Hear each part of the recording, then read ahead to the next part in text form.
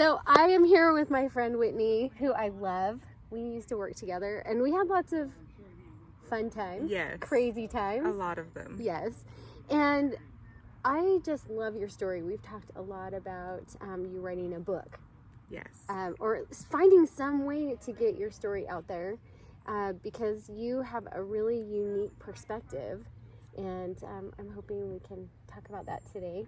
And also talk about not just your growing up experience, but kind of where you're at right now. I think a lot of women are trying to learn who they are and accept who they are and love themselves. And when I look over, I just see, you do a great job at that, working at that. Thank you. And so I learn a lot from you. Oh, thank you. So tell us kind of a little bit about your family dynamic and what that was like for you. Yeah, I'm the third child, and all three of us kids are adopted, and I was adopted into an all-white family. So both my parents are white, and then my two other siblings are white, and grew up in Spanish Fork, Utah, in a pretty very white community. A pretty white community. Went to a very white church, and that's how I grew up. Now, how old were you when you were adopted? I was an infant. So okay, from and birth. I've seen cute baby pictures. Yes. Very cute. My cheeks, so big. So you were adopted and everybody in your family was white. Yes. Do you remember when you first kind of understood that or noticed? This is my favorite question. Okay, do people ask you that? All the time. Okay. And I love it because I cannot pinpoint a certain time or age where I noticed that I was black or different.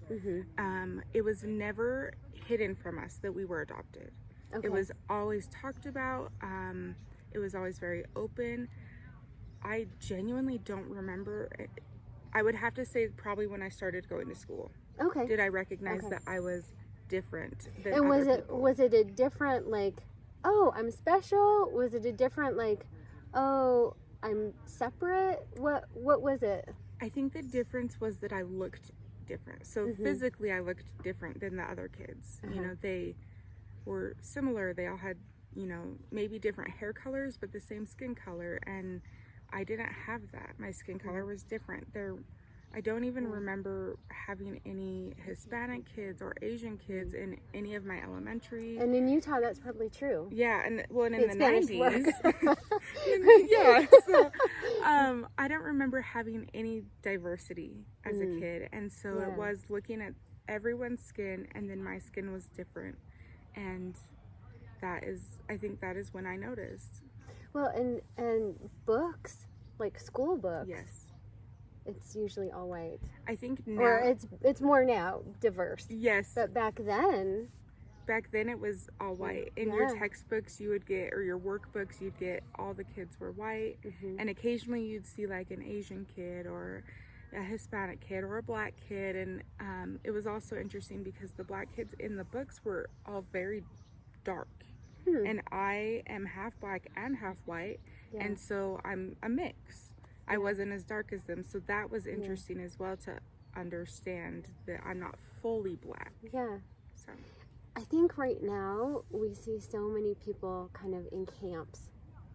Yeah. There's this camp and that camp, and I feel like the real story behind people's lives and hurts gets lost. Agreed. So, in your situation, you love your parents. I see you post about them and love your family. And, families are always crazy, by the way. Always. So you can love them and, want to just choke them too. At the same time. Oh!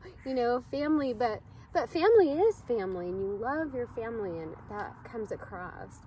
What are some of the things that you experienced growing up in that situation, especially in a very white community and culture that maybe your family didn't experience?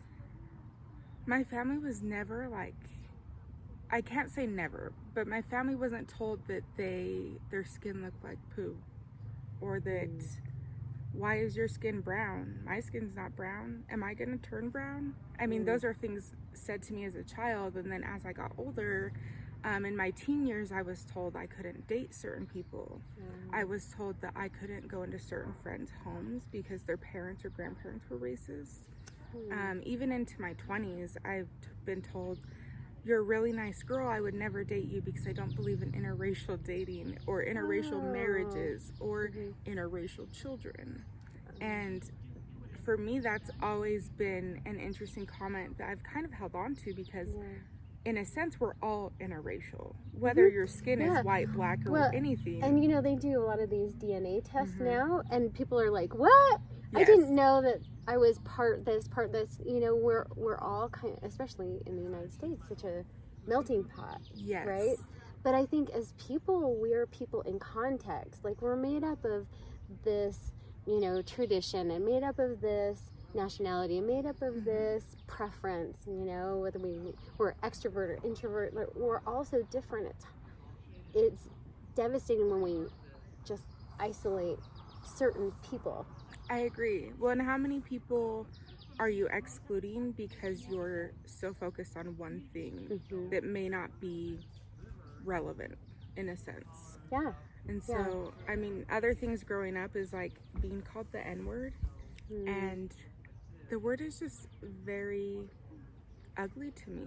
I haven't been called it a ton of times and when it's said to me in a derogatory term, I just kind of shut down, and I try to now walk away because I'm just like, it's not worth the argument or the fight.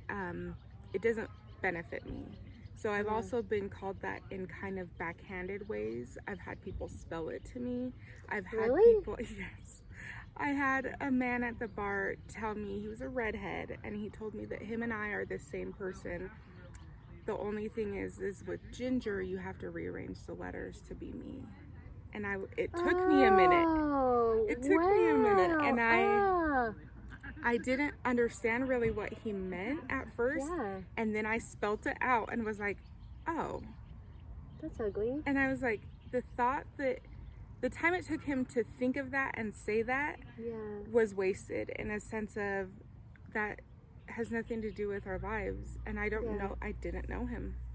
So I think so much is missed when we just categorize people. Yes. And as women, already we're like trying to have some sense of who we are, our identity, you know, our value. And when you feel excluded or stamped, I think a lot of us stamped like not worthy.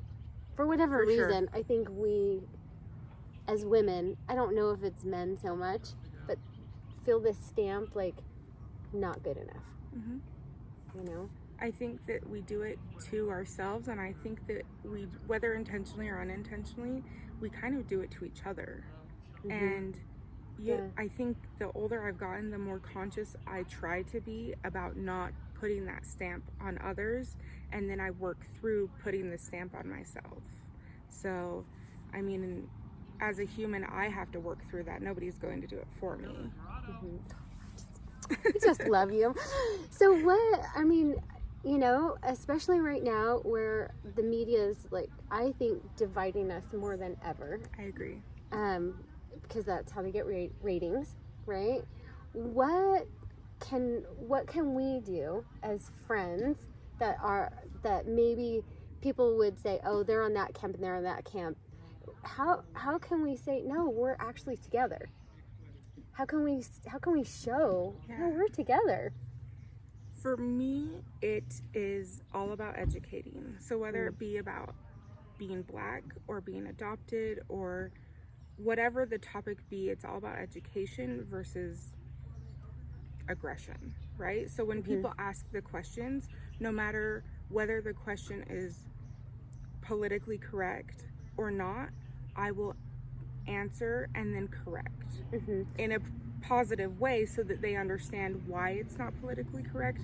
But I never want to shut people down, because part of my life, the people who I've enjoyed the most conversation with about these topics have been people that have not been afraid to ask the questions. Well, I think that's, you know, you worry, even if I ask a question, am I going to step on a Yes. landmine? I don't want to wreck more stuff. Well, and there's a fear. So Mm-hmm. Yeah. white people fear asking a question for the repercussion or what they're going to get. Are they going to get Absolutely. yelled at? Are they going to get treated poorly? Are they going to get Absolutely. hurt? Are any of these things? And so they don't ask the question. And that just keeps us in ignorance. And it divides us. Yeah. There's no Yeah. way we can come together as Yeah. a human race in general if we can't comfortably ask the questions, Yeah. whether the wording is wrong or not.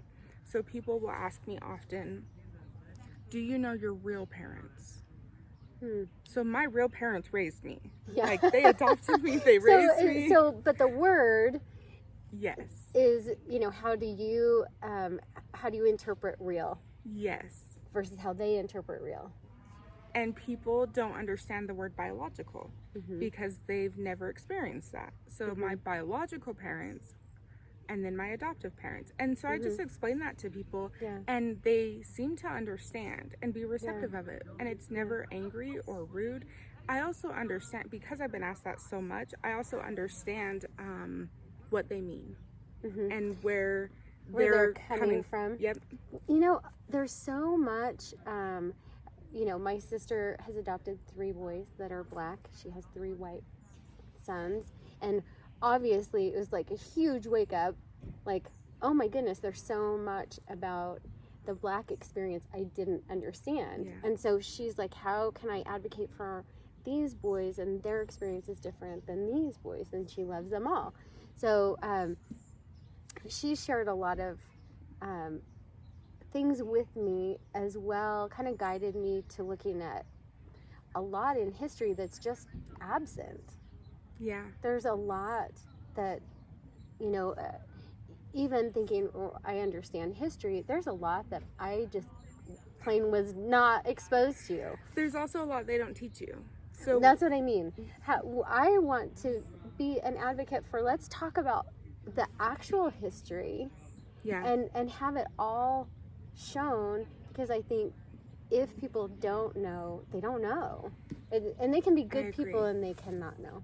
Well, and sometimes the ignorance really is bliss, and then there's ignorance that's a choice. True. And so I think for me, I have to differentiate, like, they really just don't know versus they really just don't care. Oh, I like that. So with the media now and taking down statues of historical people, it's hard for me to, it's almost like they're taking the history and saying it doesn't matter. Or we're just removing the history from the scenario, and the history is actually really important. And we don't learn in school that there were slave owners that actually treated their slaves very well. Yeah, well, I look at what happened in Germany, with the Jews and Nazis, and I think, with the Auschwitz and gassing people, and it really is important to remember, as awful as that is history that we need to understand so we don't do it again. And I think, I hope we don't get to a place where we've just kind of sanitized history to where, we forget.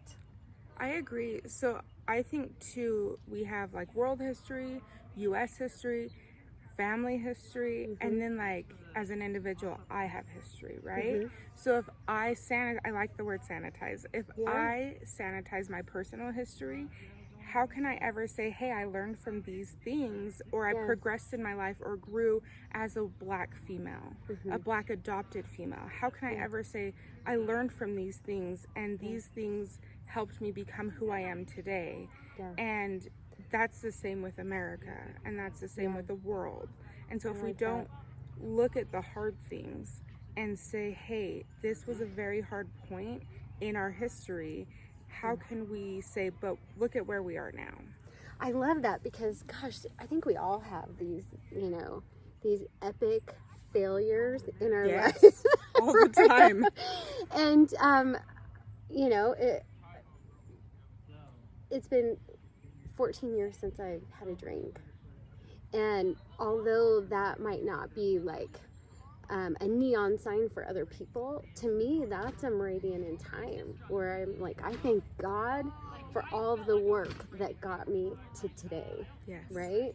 And I think if I were to sanitize it and pretend like that struggle wasn't a big, ugly struggle for me, that I would lose a depth in my soul. I agree. Right? It's there to help me remember, okay, I have this, how can I explain? This journey, right? It's a journey. Well, and if you can't acknowledge the struggle, and so at that point, you know, the struggle, what you were acknowledging about the struggle was different than what you acknowledged 14 years later. Mm-hmm. So 14 years from anybody's struggle, if we can't acknowledge, hey, without that, I would not be where I am today. Yeah. It's not that you're living in the struggle. It's that you're acknowledging that you worked through the struggle. Yeah. And I think that's where hope comes to then conquer other struggles.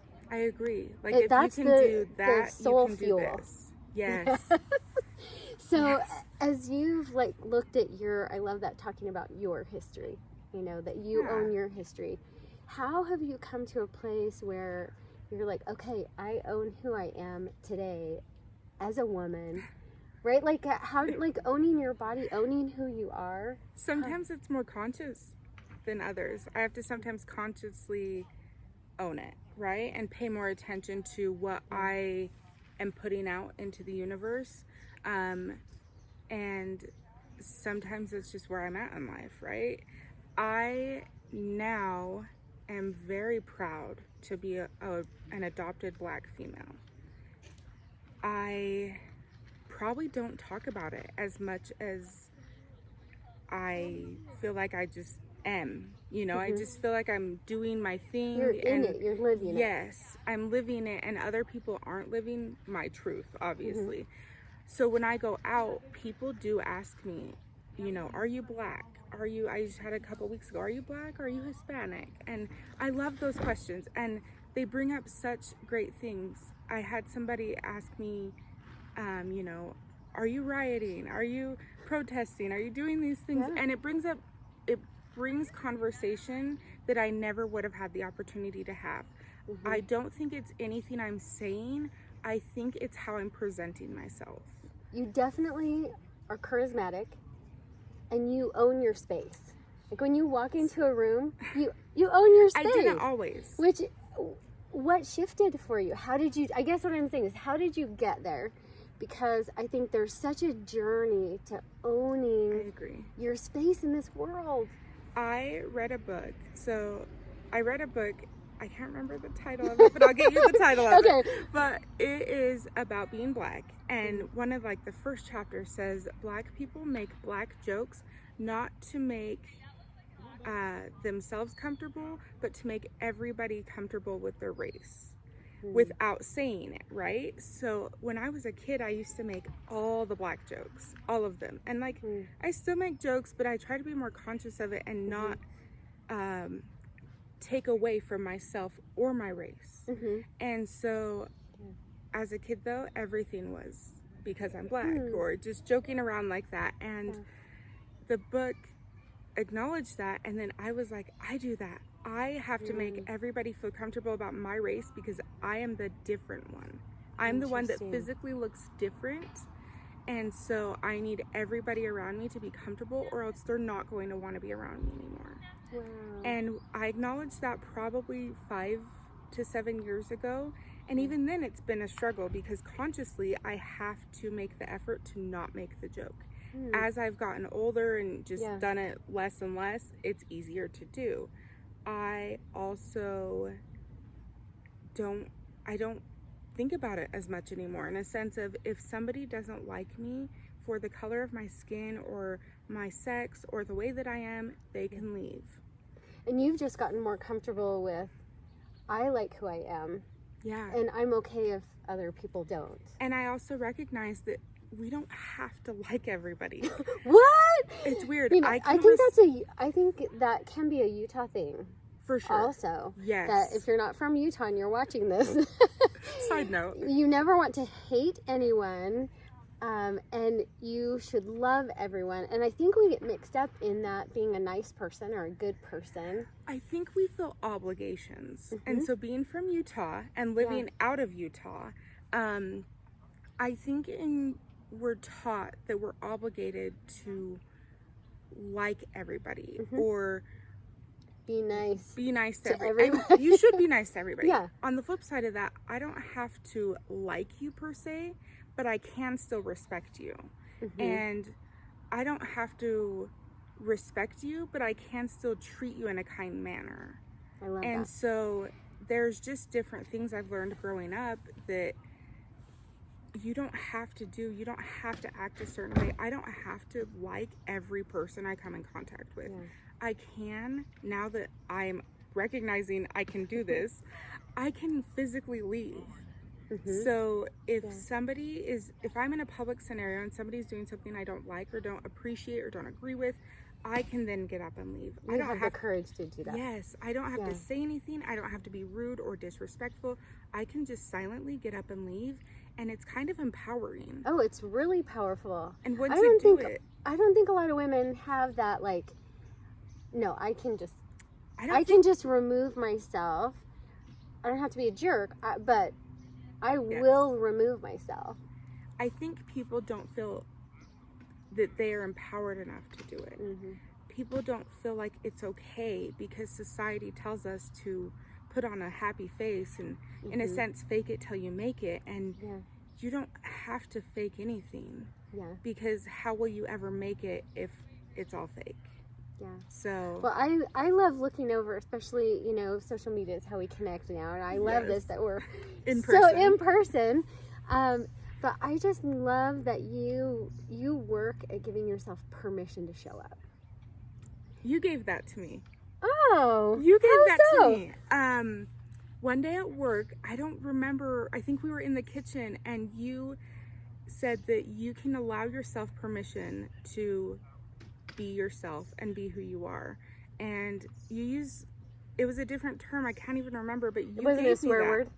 It wasn't a swear word. That's so funny. That does happen. Well, we're human. No, you did give me that. What shifted for you? Because I do think that especially women, we give each other permission and we don't even realize it. Right? Like, I don't remember the conversation. You probably don't remember any of the power you gave me. In a sense of, and power is like empowerment, right? Not like dictatorship. Yeah, but permission, like, you gave when me we lift each other power to speak my mind, to be a successful woman, what's the word? Like, unforgivably. Like, I can do this thing unapologetically. Yes. Thank you. Yes. I can do it, and I don't have to be sorry for it. I can just be a successful woman. You gave me the power to learn about speaking my truth and being okay to say that these hard things are going on and I'm not okay, and that's okay. And it's okay to not be okay. And so honestly, you know, the job we worked at together is probably a very large turning point in my life, personally and professionally.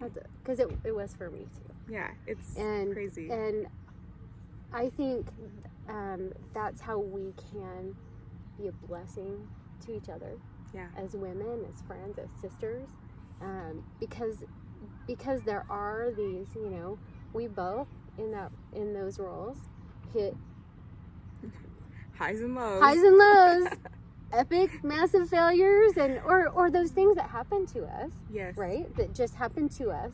And having other women around you say, I believe in you, you are valuable, it's okay to be hurting, and it's okay to fight like hell. Yeah. To get out of it and save your own damn life. Yes. And if you don't save it, no one's going to save it for you. Nobody's coming. No Prince Charming is coming to save you. But I think we as women, especially through conversation and encouraging each other, I think there's the opposite of that would be like the victim story, when, you know, because women can also get into this victim club. Yes.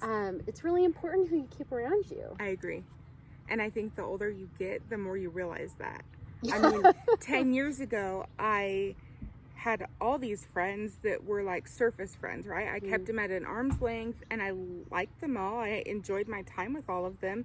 But I never let them know my heart.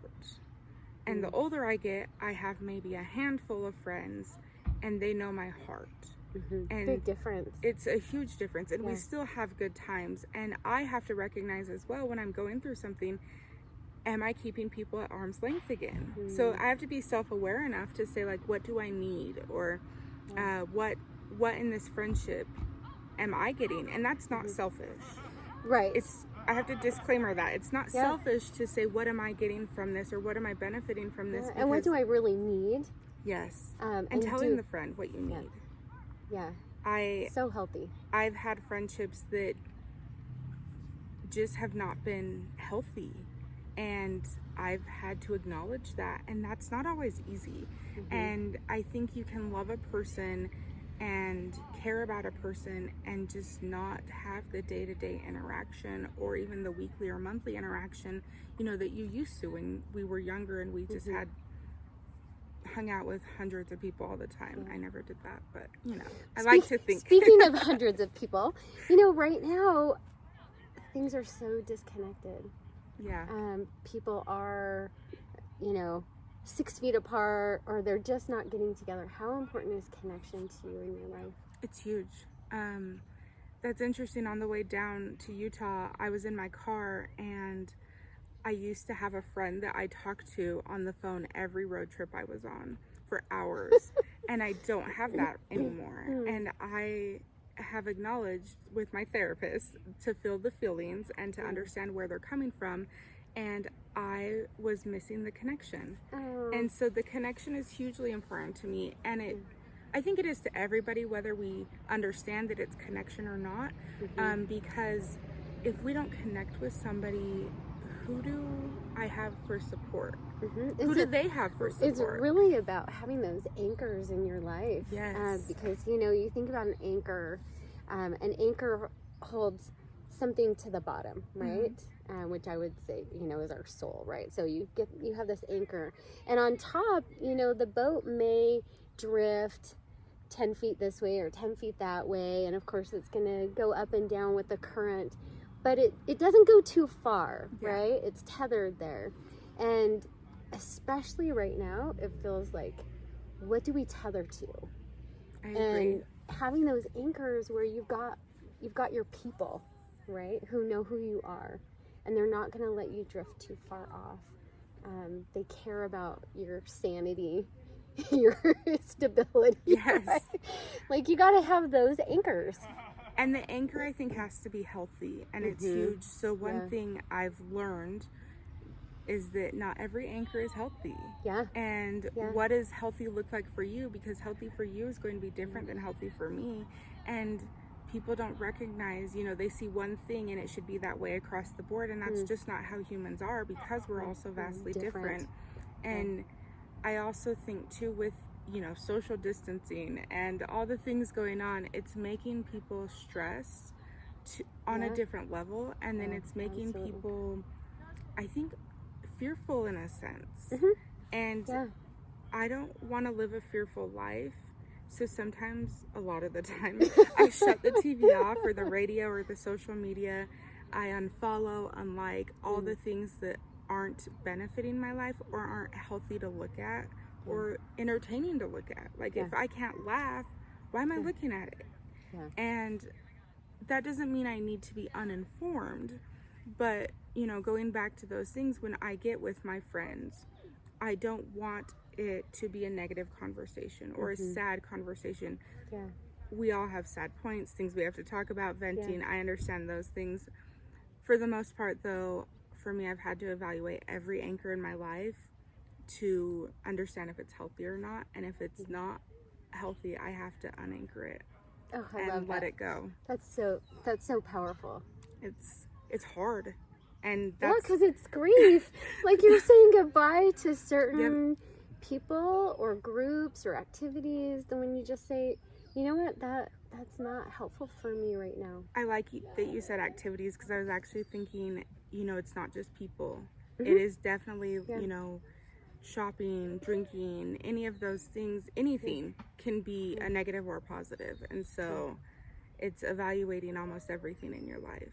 But that allows you to show up so intentionally. Yes. Like, I am here because I want to be here. I want to show up. I want to be 100%. Yeah, I chose this. I love it. So if you were, as we wrap up, if you were to give, we've got all these friends out there, these women. I don't know, maybe there's men watching too, but it's mostly women that I tend to connect to. But we women, we struggle. All the time. All the time. All the time. My poor husband. So if you were just like what you've learned about owning your life, if you were to speak to a woman out there, or to women that might be watching that just, they are afraid, they do feel disconnected, they don't know who they are. Maybe they've been through a rough divorce or single parenting or a job loss. What piece of advice would you give to them if they need that courage? I think for me personally, the biggest thing is always remembering to put in the work. No one will put in the work for you. And no matter how long it takes and how discouraging it can be, because it's not instant, that work will pay off. It really will pay off one way or another. And I mean that in every aspect of your life. So not just career-wise and not just friend or family-wise, emotionally and in yourself. And your life is a choice. And so my life is a choice. And if I hadn't have chosen myself, I would not be here. And if I had not chosen every choice the way I have, I wouldn't be here. And I think it's so hard to remember in the day-to-day that we're in charge. So we have all these things that are factors, but I'm in charge of my life. And I can bring in and I can remove, and it's not easy. And I also think remembering that there is support, and the support looks different for everybody. So whether that support is a friend, a family member, a child, a therapist, whatever that looks like, just make sure it's healthy support. And for me, the support is huge. I mean, right now for me, the support comes in the form of a therapist, and I wouldn't change that for $1 million or anything in the world. I love her. And I think the other thing I would suggest or always recommend is never fear asking the questions, any question. Whether it seems hard or a sensitive topic, never fear asking the questions. We all have to educate each other. So. I love that. Well, you're just one of my favorite people. You're the best. Oh my goodness. And so good to see you here, really. In real life.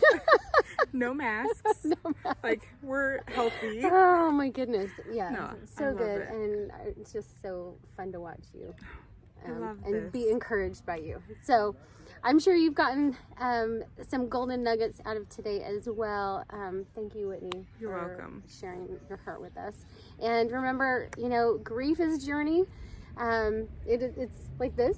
Ups and downs. God writes straight with crooked lines, and so it's never going to look perfect, but it is worth it. So thanks, and we'll talk to you next time.